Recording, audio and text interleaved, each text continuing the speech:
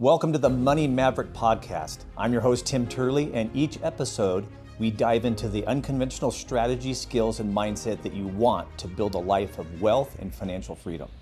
If you're ready to completely transform the way you approach money and live a life of abundance, this podcast is for you.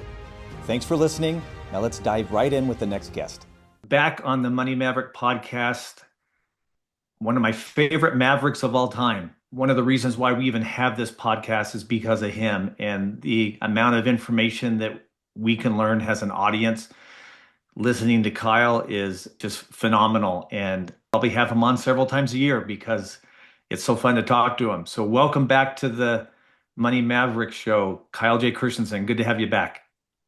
Thanks for inviting me again. All right. We have a lot to talk about. There's a lot of current events in the financial world and how it relates to money and different things. But 2026 is coming upon us. In fact, when people see this, it'll probably actually be 2026. January 2026 is when this recording will be out. A lot going on. There's a lot going on with the economy and the markets and personal planning and what the masses are doing, what the sheep are doing, so to speak, and what they're following and where they're getting advice. And it's always good to catch up with you on discussing principles of finance, principles of money, time-tested, true principles that if they're followed, as you've mentioned in your book, Based Financial Planning, came out several years ago. You're actually working on another book, which we'll talk about.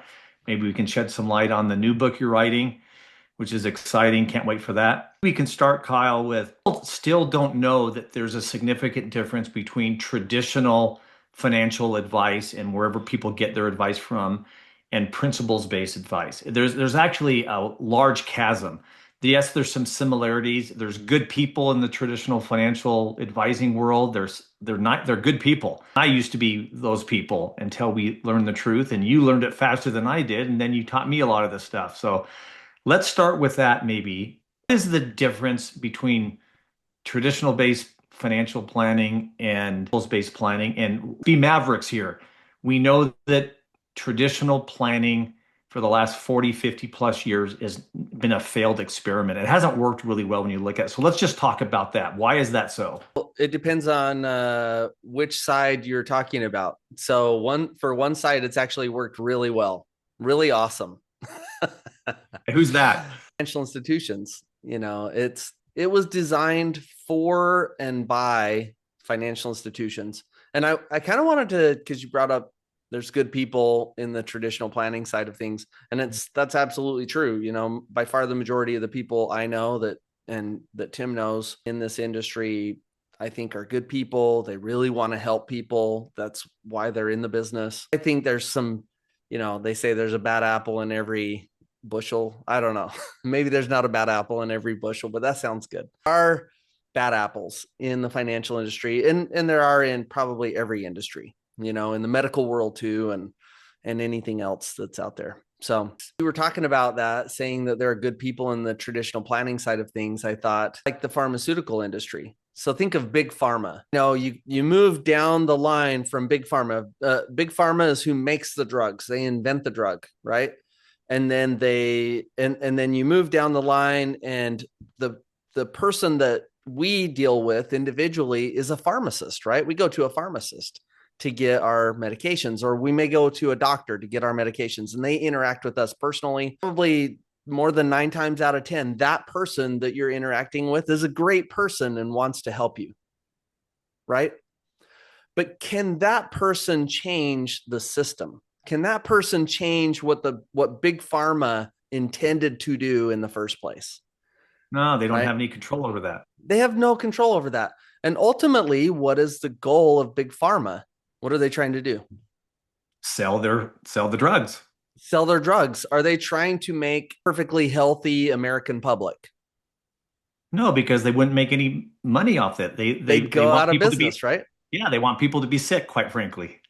Yeah, they want people to be needing their product, right?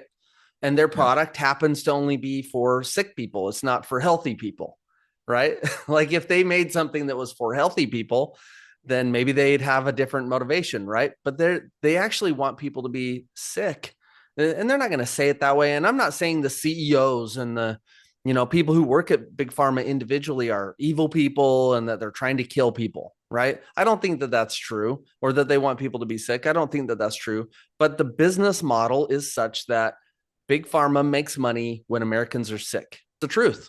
And the pharmacist who sells you the drugs, who might be an awesome person and really cares about you, they're not going to change that system.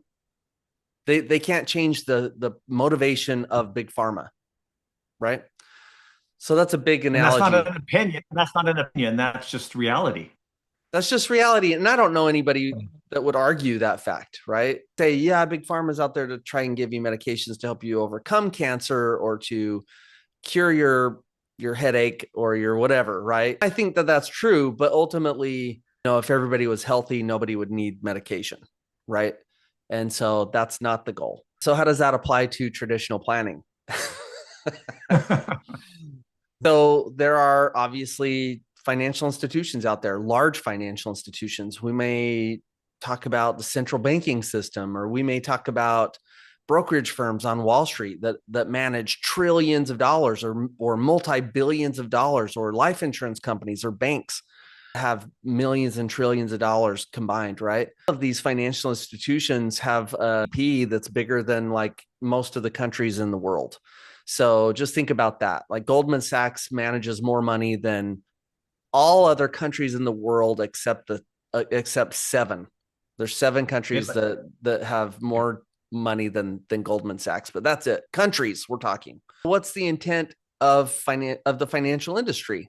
Are they in the back room trying to figure out how to make individual people in America financially free? Is that their goal? Is that what they're kind of conspiring to do to help us, right? Or is it more likely that they're in the back room trying to figure out how to get more of my money and hold on to it longer?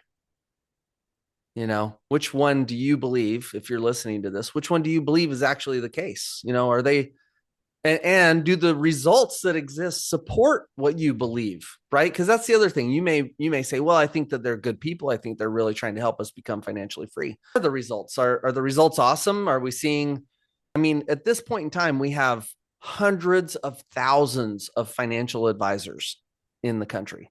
Hundreds of thousands, more than ever at any point in history in the United States. And we have more sophisticated technology than ever before in the history of the United States to help people, supposedly help people, right, make better financial decisions and be more successful financially. And are we seeing that? Is that the result? Seeing more and more people? Are we seeing a greater percentage of the American populace becoming financially free? Or are we seeing the opposite, where the majority of the financial populace is actually a growing number, is actually becoming more and more dependent on government welfare? What is happening? Dependency is growing faster. Dependency is growing faster. Credit card debt's the highest it's ever been. More people going into retirement, money on their house than ever before in any generation before ours into retirement. 67% of Americans that are 65 and older say that Social Security retirement is a major, quote, major source of income. That's based on the Retirement Confidence Survey from 2018. The way you can look up every year, they make a new Retirement Confidence Survey. And most of that information doesn't get better over time. It's looking worse. Americans are struggling. They save less money than they saved before. Well, the market's at an all-time high, but the average 401k balance is $290,000 and the median's $99,000 for 65 and older. That doesn't speak to awesome success and people are doing really awesome out there. They're becoming financially free. It tells me that it's just the opposite. So we have the most supposed help from financial institutions and the financial industry than ever before in the history of our country. And yet we have the highest level of dependence than ever in the history of our country. So it doesn't add up. So why do the majority of Americans follow that freeway, so to speak, that where everybody else is going? Do they not know these statistics, or why are they following kind of blindly this path and taking this road that it's not going to give them financial freedom or give them a a really nice, comfortable retirement. Well, why is that? What's happening? I think there's two major reasons. The first major reason is who controls the sound waves. The narrative. Right. Yep. Who is sending out the message, right? And how's the message being received? We live in the information age, right?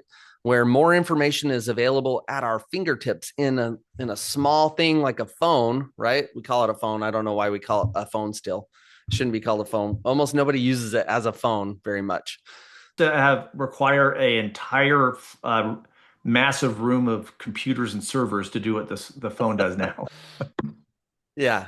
So, I mean, we have libraries at our fingertips, right? Now with Google AI and other AI things, we can research and find out information for more efficiently than ever before. It's crazy. She's currently doing a second master's degree program. She did her first master's degree program she did in from the year 2000 till 2002. And she was just telling me the difference in how she can research now versus how she did back then. Like she had to go, nope. A lot of people on this podcast are not going to remember microfiche. Remember microfiche? Yeah. People Yeah. are I'm like, old what? enough to have used that in junior high school and high school. And that doesn't mean small fish. It's it was a way you actually looked up articles and things like that, right? Newspaper and things like that, articles that were written. You'd go to the library, you'd physically go to your body, you'd go to the library and sit down at a thing and go through microfiche, right? And look at those and try and find information. Like crazy how far we've come, right? There's no So footnotes or there's no way to search it. You had to search it yourself. You had to turn the knobs for the yes, pictures of they don't even. you had to find out what you were looking for. Yeah. I mean, there might as well have been like a rat running in a wheel to turn it to make the electricity in the back. That's how old that sounds, right? So we live in the information age. What people don't know, or maybe they do, maybe they're coming to realize, and there's actually a lot of great documentaries about this, about social media and how it's actually manipulated. People can manipulate social media. They can manipulate what comes up in your search result. Okay. The algorithms, right? Yeah. Yes, there's an algorithm and it's designed to produce certain things. It's designed to shape opinion, which that's kind of scary actually. It's designed to direct you somewhere. It's not this unbiased result, right? I mean, we would love it to be that way. We would love it to be unbiased and full of truth. But the reality is there's no filter on truth on the internet. None of it. I mean, they've tried to use checkers for a lot of things, right? But then we find out a few years later that those fact checkers were totally biased and that they were trying to manipulate things. So anyway, so it's pay to play. The information is pay to play. And who has all the money? We just talked about it. Who has all the money? Financial institution. The financial institutions have all the money. So the narrative, the message that they want out there is what's going to be out there. That's what's going to pop up first in your search result. They want people to hear is what's going to be heard. You can't watch news, right? I'm going to put that in quotes. You can't watch news without the stock ticker showing constantly. Like there's constant dripping conditioning that's happening, just like for Pavlov's dog, right? Those of you who know about Pavlov's dog from psychology, right? History of psychology. So we're constantly being conditioned to think and act a certain way regarding money and regarding financial, retirement and investing and all that kind of stuff. We're getting the constant drip from the financial institutions, and there's almost no one out there being contradictory towards them. And if they ever are identified as being contradictory towards them, they're crazy people, right? They're like, they're not accepting the already accepted facts, right? The settled truth, so to speak. So that's number one.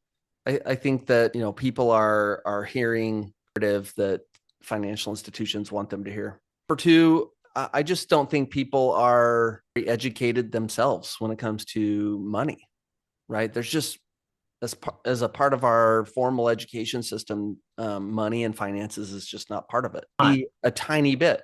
It's mind blowing actually that it's not, because it should be. A single person in America has to deal with money. They have to make a lot of financial decisions, and they're not given any education about loans. They're not given any education about taxes. They're not given any education about insurances and estate planning or investing, or how to really be, or how to start a good business, like how to be an entrepreneur and how that works really. And yeah. Yep. I mean, there's very, very little. If it's touched on at all, it's very little. And Well, yet, what I found interesting, Kyle, is now in the last 10 years, they've tried to, input financial literacy courses for high school students, right? But it's amazing what they teach in these courses. The curriculum scary. is when they're literally teaching these students that, and they're kind of lying to them. These teachers are telling students, hey, if you put $100 a month or $50 a month, $100 a month in right now as a 16, 17-year-old, and at age 60 or age 65, you'll have, $2 million and you'll be financially free. If you put it into the stock market, like S&P 500, ETFs. And I know these teachers have no clue. They're actually telling high school juniors and seniors to gamble with their money the rest of their life on something they have no idea if it'll work out. And then they're telling them that they will have $2 million. Well, is the teacher gonna guarantee that it's gonna work exactly that way? And are the teachers gonna write a check out to that student if they don't have $2 million at age 60? It just Teachers boggles will my be mind. long gone. There's no accountability. Yeah. The other thing is, it's so there's two things at play, right? One is, can you predict the future? And number two is, are they actually teaching real principles, or are they teaching faux principles, right?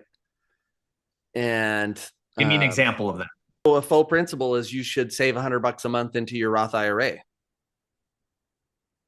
right? Like regardless, you just do it no matter what. The reason that's a faux principle is because number one, they're saying saving, right? Saving actually doesn't mean putting money at risk in the market. No. For anybody who wants to know, look that up in Merriam-Webster's dictionary. Look up the word save. It does not mean to put at risk. It means the exact opposite. So people are being told that that's saving. So that's how you can kind of identify maybe faux principles is like, does it actually mean what they say it means?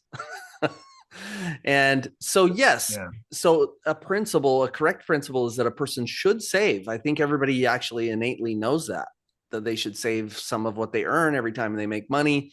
Richest Man in Babylon is probably one of the best books that promotes that idea. And it's been around forever, that book by George Clason. Back to your premise on where people are just not educated. They don't have the knowledge. They're just kind of blindly putting their money with the financial institutions. Why is that? Because that's what financial institutions want them to do. Why do people believe the institutions? How come people are not researching and educating?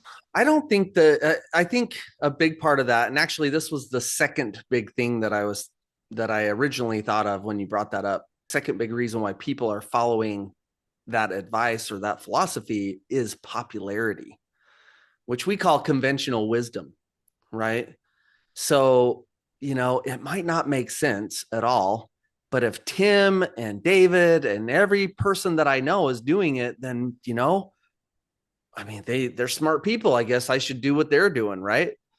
We look around, we have a tendency to want consensus, right? We want on all of our decisions, right? We're like, I'm not sure about doing this. So I'm going to ask all my friends and all my neighbors and my mom and dad, and I'm going to ask my cousins, and I'm going to find out what they think, their opinion on the issue. And if the majority say, yep, that's awesome, you should do it, then I'm probably going to do it, right?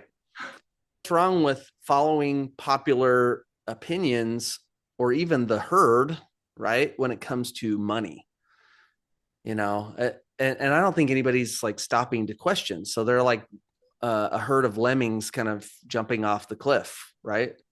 And nobody's stopping to say, where are we going? Is this the result we want? What's happening, the result that we want. I mean, I don't think anybody realizes those statistics that we talked about right earlier, which the average 401k balance is 290, median is 90 something thousand. I don't think they know that. I don't think they know that like today the stock market is significantly overvalued, that there's only one other time in the history of the stock market that it was higher overvalued than today, and that was the dot-com bubble. They don't know that. They're not being told any of that because the financial institutions are not telling them that. Only, again, kind of going back to the idea of pharmaceutical companies, like what's the goal of financial institutions? Is it to make you free or to get your money on a regular and ongoing basis? I think it's the latter. The And latter. so they're Yeah. not going to try and disrupt you. They're not going to try and have you question whether or not now's a good time to put money in the market, are they? Or are they No, going it's to to just them, say, it's always a in good time fact, to put money in the market. Yeah. yeah, in fact, they actually came up with a technical term to supposedly, again, this is settled truth, right? That dollar cost averaging is what you're supposed to do. You're just supposed to send money.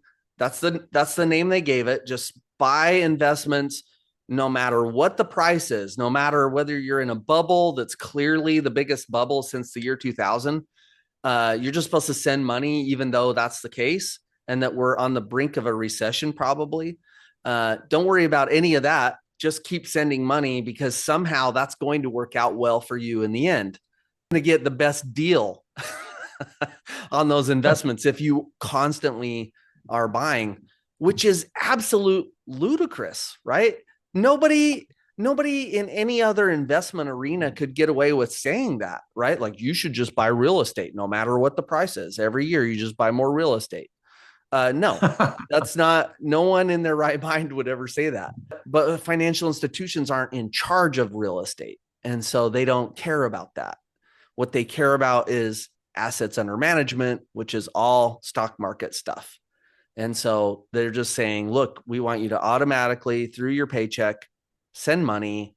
And no, we don't really want you to think about it ever. So you said there's hundreds of thousands of advisors, more than ever before in the history of, modern planning or ever.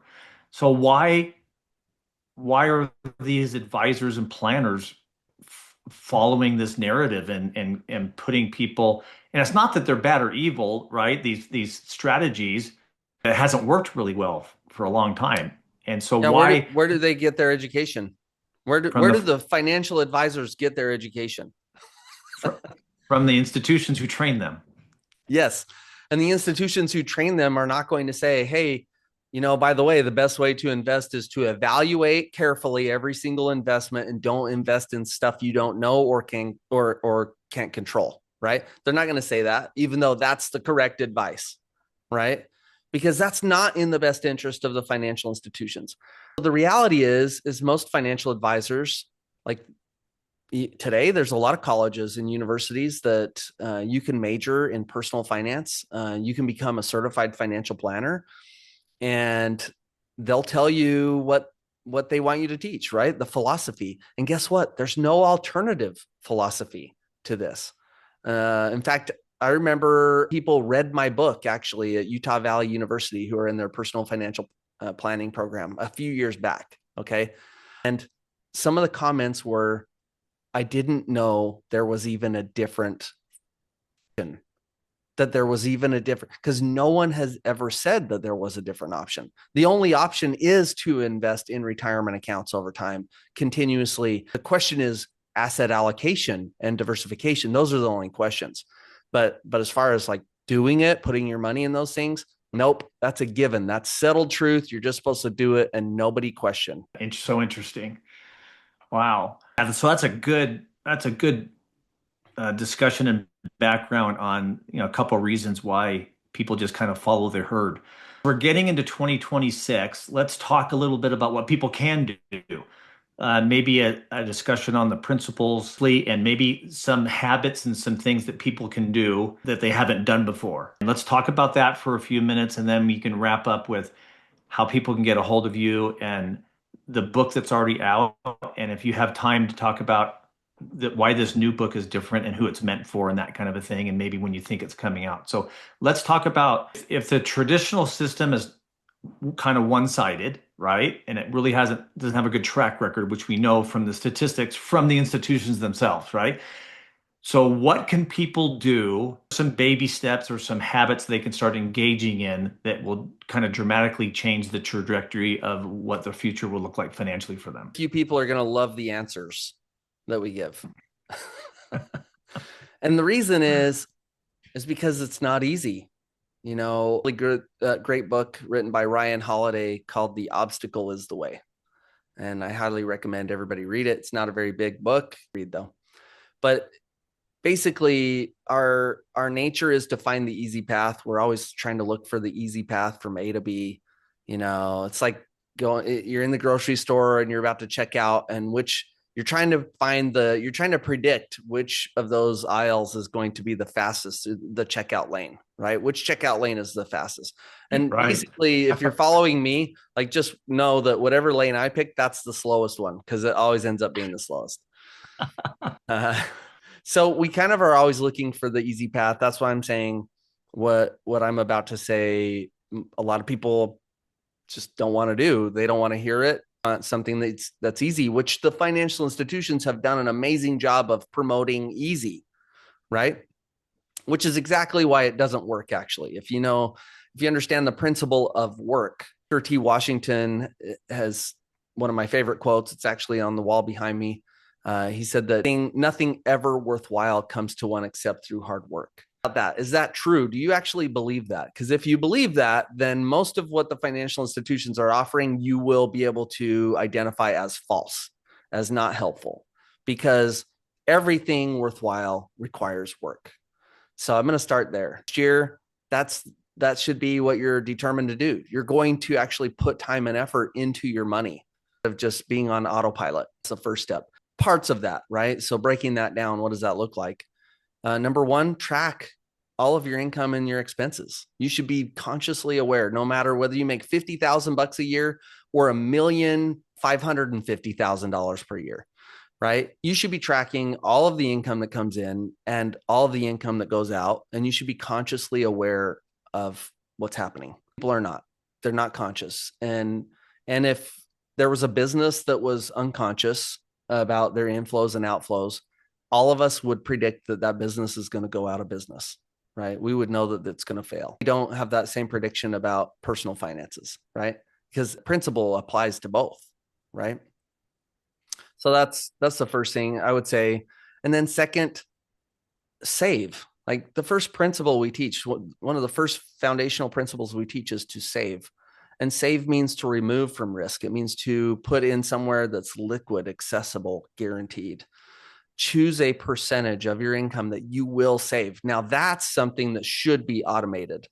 Your saving should be automated. The choice of which you should, how much you should save, should be a conscious decision, but you shouldn't have to choose that every time you get a paycheck, right? Like, well, how much am I going to save this time? No, it's, I'm going to save 20% of everything I make, no matter how much I make, no matter how little I make. I'm going to save that no matter what.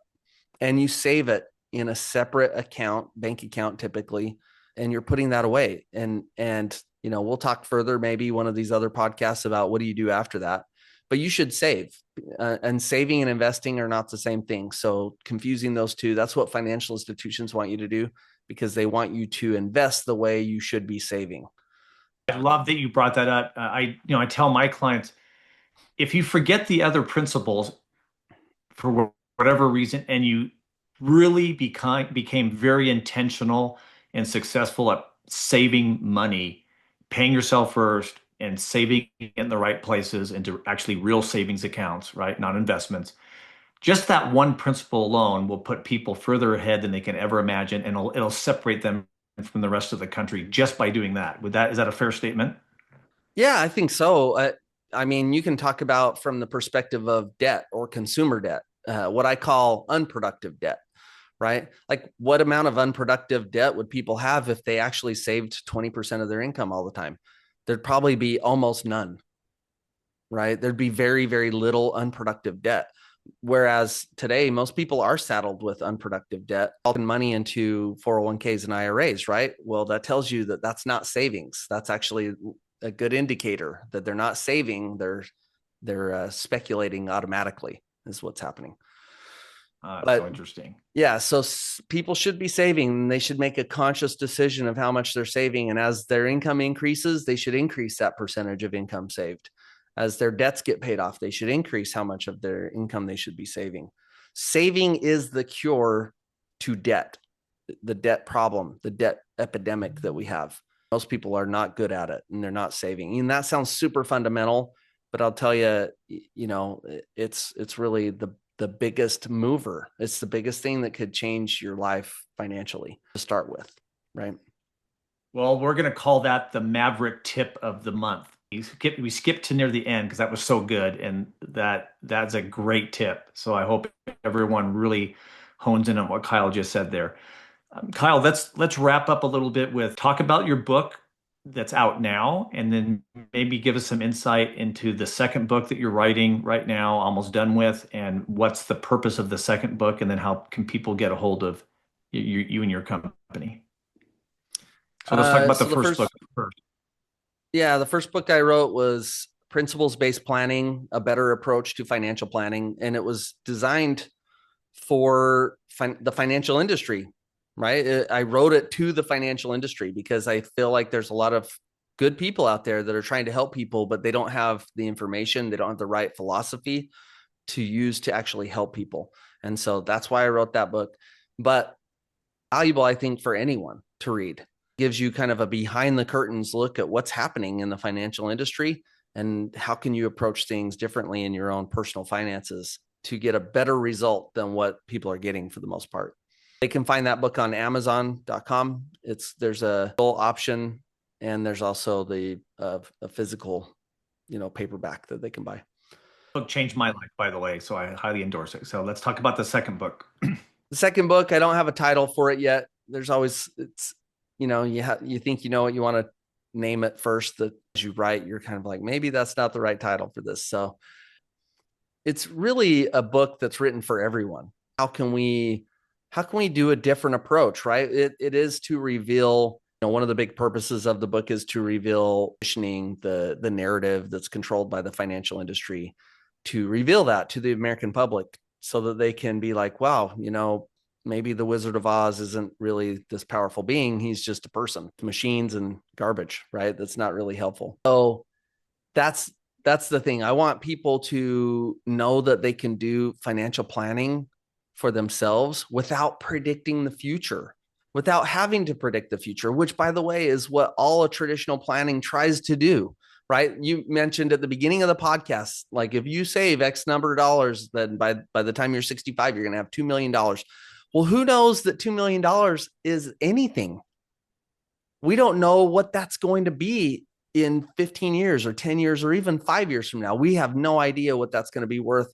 And so to make that a goal is ridiculous. There's a really great book called Anti-Fragile by Nassim Nicholas Taleb. And fragile is a term that he coined. It didn't exist before. There was fragile and there was resilient. Those were terms that people used before. Resilient, everybody knows what that means. It means that it resists impact, negative impact, right? Fragile means it breaks easy. Well, the more a person's plan relies on predictions being accurate or calculations in a calculator being correct of what my future balance is going to be in the future, the more of those predictions or the more my plan relies on those kinds of predictions, the more fragile it is because anything could go wrong. And probably everything about that's going to go wrong. It's not going to be correct. Anti-fragile is something that just gets better. It can somehow get stronger when negative things impact it, right? That's not a totally foreign concept because anybody who's wanted to get stronger, like play sports or whatever, what do you have to do? You lift weights, right? Yeah. Or you do a bunch of sprints. And what happens after that? You're sore, right? Because your muscle broke down. And then your brain says, you know what, build that back stronger because obviously we're going to be doing this, and so you can lift more over time. You can do more push-ups. You can run faster. You can jump higher to provide negative impact on your body, right? Which is kind of counterintuitive, right? So our bodies actually get stronger with negative forces. how would you like a financial plan that gets stronger when negative things happen? Wouldn't that be cool? Fantastic. Instead of a recession wiping out your money, wouldn't it be awesome if you just got, millions of dollars more in that scenario? Like, can you have a plan like that? Can you have a plan that's based on not predicting the future? That's what my next book's all about. Ah, that's so refreshing. I love that. I can't wait for that one to come out. Kyle, as we finish up here, thank you again for coming on. Your input and wisdom so needed and appreciated by our audience as well as all your clients that you come in contact with. So we thank you for that. Tell us how you can get a hold of your firm or you yourself or through anything you're doing right now that might interest them off here. So the firm's name is Unique Advantage, and the best place to go would be uniqueadvantage.biz, our website. It's uniqueadvantage.b as in boy, I as in island, Z as in zoo. Also find us on YouTube and Instagram and Facebook. Just look up Unique Advantage. And look forward to hearing from you. Hopefully you have some questions. We love questions, so reach out to us. And one last thing, fishermen out there, you are a master fisherman. It's your favorite thing to do in life. One of your favorite things to do in life, maybe pickleball is coming up there quickly, but I think you caught one of your biggest fish somewhere in the world this last summer or something. Didn't you? Tell us about that. Where were you fishing and what did you catch? You set like a personal record for some fish you caught last year or this year. Yeah, so I fish. I do like all kinds of fishing. I fly fish. I fish on the coast. I fish with lures. I fish with bait. I fish with everything, right? I also go to Canada every year, the Northwest Territories. And this trip to Canada, I caught my largest lake trout, which was 37 pounds. And I also caught my largest northern pike, which was 23 pounds. And both of those species get even bigger than that. So, but those are my biggest so far, and they were awesome. That's great.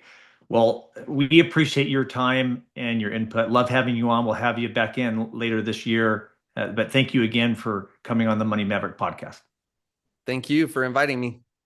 Thanks, Kyle. Thank you for joining us on another episode of the Money Maverick podcast. If you enjoyed this episode and got value from it, please subscribe to our YouTube channel and follow us on social media so you don't miss out on any new content. If you want to go deeper into how to remove self-imposed money barriers and become financially free, visit moneyrelearn.com. We designed this course to give you every advantage you want in order to make more money and live a more abundant life. And as a gift for getting started with the course, we'll send you a copy of my book, The Maverick's Guide to Wealth and Freedom. Again, that's moneyrelearn.com. Spots are filling fast. Enroll today if you're ready to make more money and make a massive impact on the world.